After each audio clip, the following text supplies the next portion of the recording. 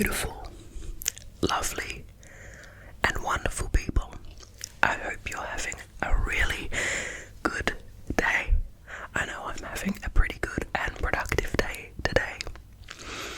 So, today we are whispering about something that's pretty universal to the human experience, and that is sleep. We all need sleep. Different people need different amounts. Some people get the amount they need, and other people get more or less.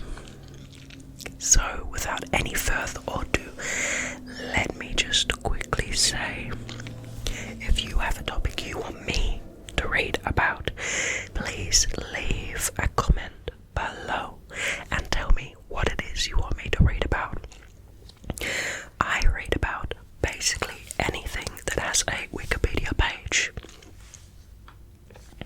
Okay, now let's read about sleep. Sleep is a naturally recurring state of mind and body characterized by altering consciousness, relatively inhibited sensory activity, reduced muscle activity, and inhibition of nearly all voluntary muscles during rapid eye movement, Rem Sleep, and reduced interactions with surroundings. It is distinguished from wakefulness by a decreased ability to react to stimuli, but more reactive than a coma, or disorders of consciousness, with sleep displaying different active brain patterns.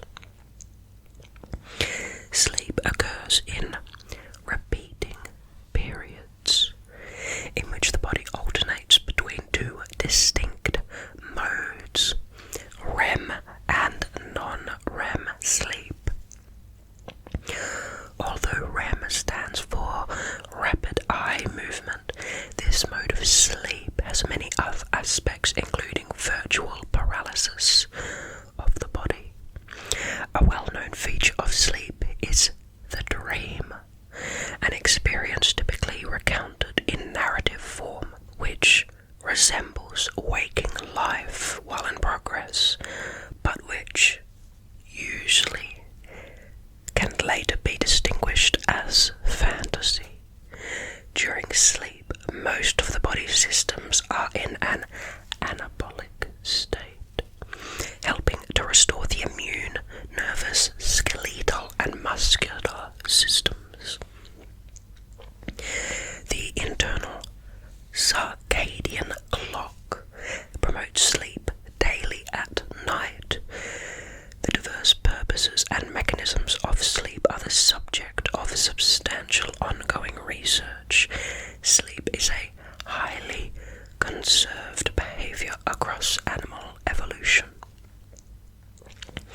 Humans may suffer from various sleep disorders, including dysomnias such as insomnia, hypersomnia, narcolepsy, sleep apnea, or they can have parasomnias such as sleepwalking, rapid eye movement sleep behavior disorder, bruxism, and circadian rhythm sleep disorders. The use of artificial light has substantially altered humanity's sleep patterns. Now we move to physiology. The most pronounced physiological changes in sleep occur in the brain.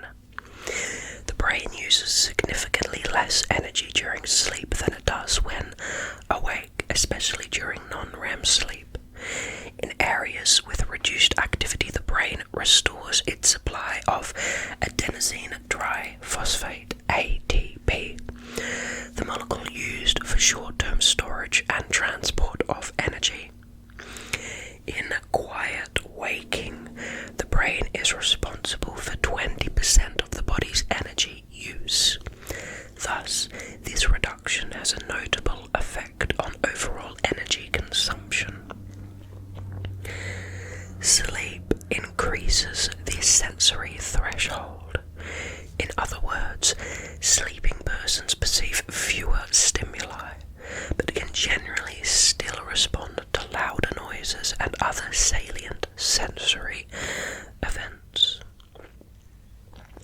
During slow wave sleep, humans secrete bursts of growth hormone. All sleep, even during the day, is associated with secretion of prolactin. Key physiological methods for monitoring and measuring changes during sleep include electroencephalography, EEG, of brain waves, electroocularity, EOG, of eye movements, and electromyography, EMG, of skeletal muscle activity. Cepphal is to do with the brain, ocular, of course, the eye, and myo is related to muscles because that's the root word for a lot of muscular kind of cell level kind of things and bundles. Simultaneous collection of these measurements is called polysomnography and can be performed in specialized sleep laboratories. Sleep researchers also used simplified electrocardiography, EKG, for cardiac activity and actigraphy for motor movements. Now let's talk about non-REM and REM sleep.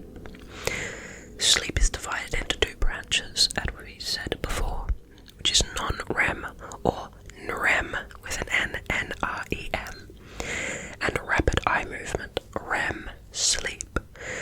Non-REM and REM sleep are so different that physiologists identify them as distinct behavioral states. Non-REM sleep occurs first and after a transitional period is called slow wave sleep or deep sleep. During this phase, body temperature and heart rate fall, and the brain uses less energy. REM sleep, also known as paradoxical sleep, represents a smaller portion of total sleep time. It is the main occasion for dreams or nightmares, and is associated with desynchronized and fast brain waves, eye movements, loss of muscle tone, and suspension of homeostasis. The sleep cycle of alternate NREM and REM sleep takes an average of 90 minutes, occurring 4 to 6 times in a good night's sleep. The American Academy of Sleep Medicine, AASM, divides NREM into 3 stages, N1, N2, and N3. The last of which is also called delta sleep or slow wave sleep. The whole period normally proceeds in order N1 to 2 to 3 to 2 to REM. REM sleep occurs as a person returns to stage 2 or 1 from a deep sleep. There is a greater amount of deep sleep, stage N3, earlier in the night, while the proportion of REM sleep increases in the 2 cycles just before natural awakening. Now, let's talk about awakening. Can be one of the worst or best parts of your day, depending on your mood and the quality of sleep you got.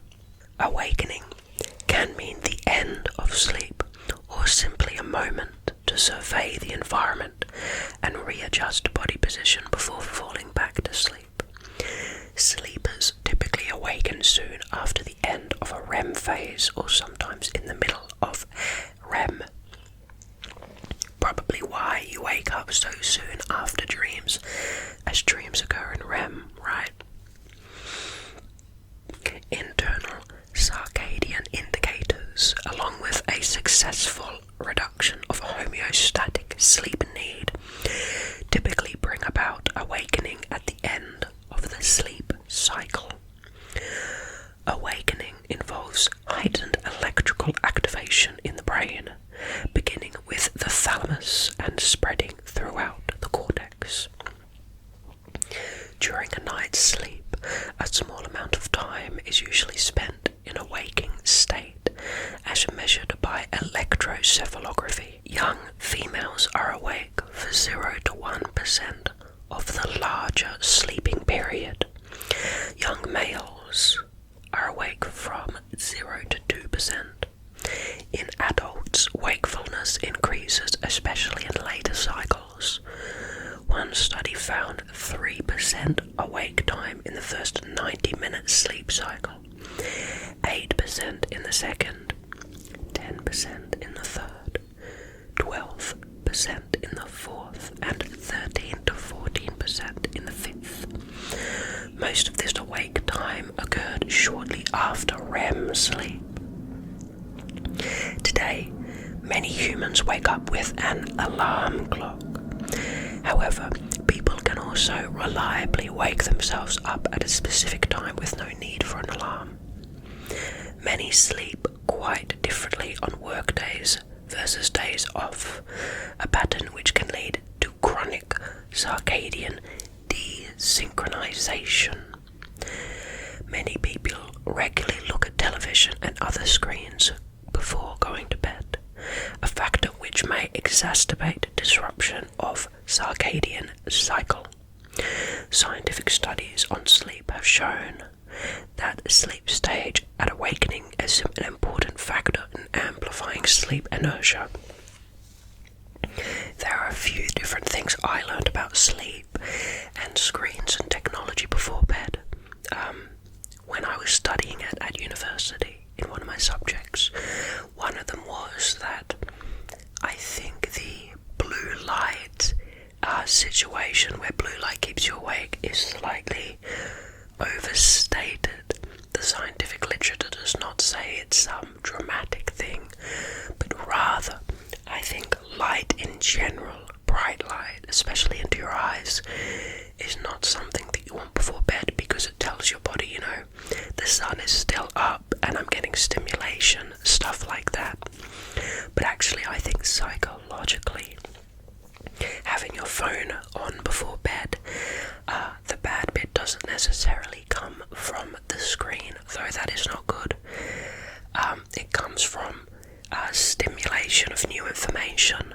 So e.g., if you're using social media before bed, such as scrolling through Instagram or TikTok, you're processing and seeing a lot of information, and that's keeping your brain awake. That seems to be one of the most profound reasons that technology actually keeps people awake. So, if you have a routine where you go on your phone before bed, you don't necessarily have to cut it out, but I would recommend getting heavy blue light filtering glasses, or getting an app and turning the screen brightness down very low for half an hour before you go to bed, and turn off all social media. And if you're going to be on your phone, I would recommend doing something non-stimulating and relaxing, like listening to ASMR or gentle music without lyrics, or an audiobook. And that's my little say on that. Now we move to timing. Sleep timing is controlled by the circadian clock, sleep-wake homeostasis, and to some extent by the individual will. Starting with the circadian clock. If you're interested, you can actually look up the circadian clock. It is actually a clock. It's not an internal physiological clock you have, but it's an idea representing how you respond to the environment, and you can look it up. It's quite interesting. Sleep timing depends greatly on hormonal signals from the circadian clock, or process C, a complex neurochemical system which uses signals from an organism's environment to create an internal day-night rhythm. Process C counteracts the homeostatic drive for sleep during the day. in diurnal animals and augments it at night. It is the suprachiasmatic nucleus, the SCN, a brain area directly above the optic chasm, is presently considered the most important nexus for this process. However, secondary clock systems have also been found throughout the body. An organism whose circadian clock exhibits a regular rhythm corresponding to outside signals is said to be entrained. An entrained rhythm persists even if the outside signals suddenly disappear. If an entrained human is isolated in a bunker with constant light or darkness, he or she will continue to experience rhythmic increases and decreases of body temperature and melatonin on a period that slightly exceeds 24 hours. Scientists refer to such conditions as free running of the circadian rhythm. Under natural conditions, light signals regularly adjust this period downward so that it corresponds better with the exact 24 hours of an Earth day. The circadian clock exerts constant influence on the body, affecting sinusoidal oscillation of body temperature between roughly 36.2 centigrade and 37.2 Celsius. The suprachiasmatic nucleus itself shows conspicuous oscillation activity, which intensifies during subjective day, i.e. the part of the rhythm corresponding with daytime, whether accurately or not.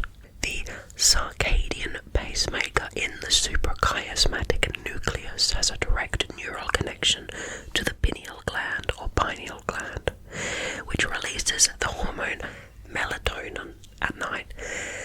That's why some people, will try to have food with melatonin in it at night time or take melatonin tablets. Cortisol levels typically rise throughout the night, peak in the awakening hours, and diminish during the day. Circadian prolactin secretions begin in the late afternoon, especially in women, and is subsequently augmented by sleep-induced secretion to peak in the middle of the night. Circadian rhythm exerts some influence on the nighttime secretion of growth hormone. The internal circadian clock is profoundly influenced by changes in light, as we were talking about, since these are its main clues about what time it is. Exposure to even small amounts of light during the night can suppress melatonin secretion and increase body temperature and wakefulness. Short pulses of light at the right moment in the circadian cycle can significantly reset the internal clock. Blue light in particular exerts the strongest effect, leading to concerns that electronic media use before bed may interfere with sleep. As we talked about before, blue light is bad, but in my opinion and what I've seen in the research, it seems that what you're doing on your phone is more important necessarily than the light, but I would definitely cover both grounds and dim as much as you can. Modern humans often find themselves desynchronized from their internal circadian clock due to requirements of work, especially night shifts, long distance travel, and the influence of universal indoor lighting. Even if they have a sleep debt or feel sleepy, people can have difficulties staying asleep at the peak of their circadian cycle. Conversely, they can have difficulty waking up in the trough of the cycle. A healthy young adult entrained to the sun will, during most of the year, fall asleep a few hours after sunset, experience a body temperature minimum at 6 a.m. and wake up a few hours after sunrise.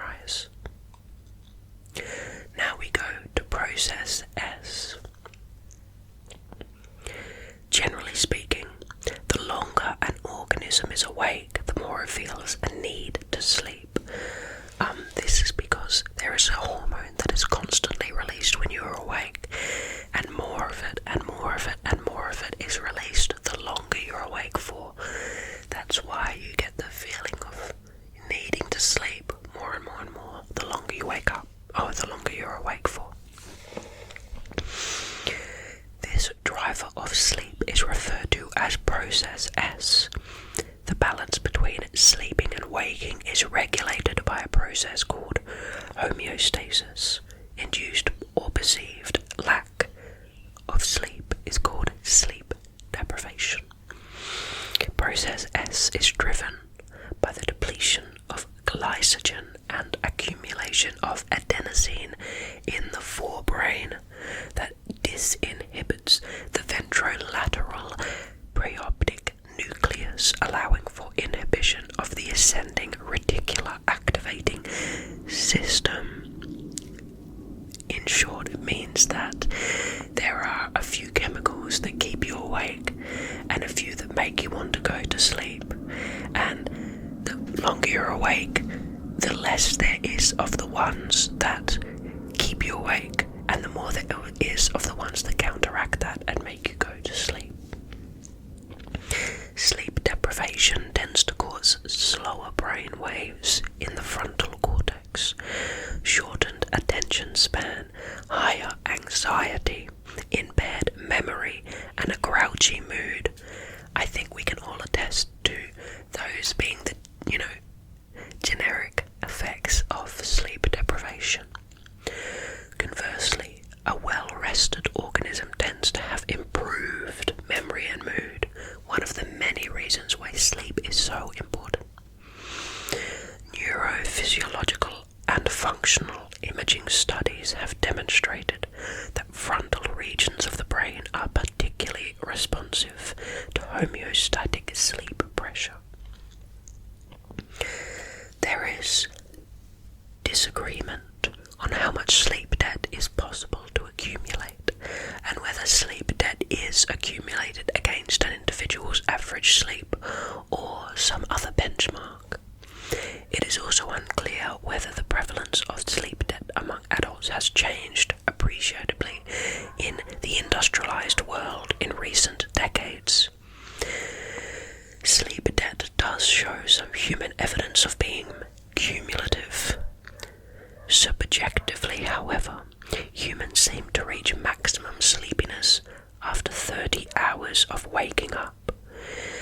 It is likely that in Western societies, children are sleeping less than they previously have.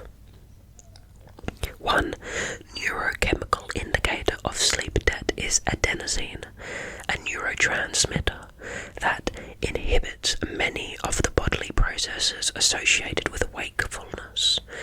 Adenosine levels increase in the cortex and basal forebrain during prolonged wakefulness and decrease during the sleep recovery period, potentially acting as a homeostatic regulator of sleep. Coffee and caffeine temporarily block the effect of adenosine, prolong sleep latency, and reduce total sleep time and quality. Moving quickly to social timing. Humans are also influenced by aspects of social time, such as the hours when other people are awake, the hours when work is required, the time on the clock, etc. Time zones, standard times used to unify the timing for people in the same area, correspond only approximately to the natural rising and setting of the sun. The approximate nature of the time zone can be shown in China, a country which used to span 5 time zones and now officially only uses 1. Wow, I did not know that about the last thing. That's super interesting. I wonder what the transition period was like for people, maybe that were on a far side of China away from another. I wonder how they reconciled that difference of time, if it all shifted on one day, or perhaps it took some time to shift. I don't know. Maybe one day we'll take a little bit of a look into that. Thank you so much for watching this video. I'm really happy to just sit here and chill out with you all, my lovely friends. I hope you enjoy the fact that I'm back to making videos regularly again. I know I definitely am very happy about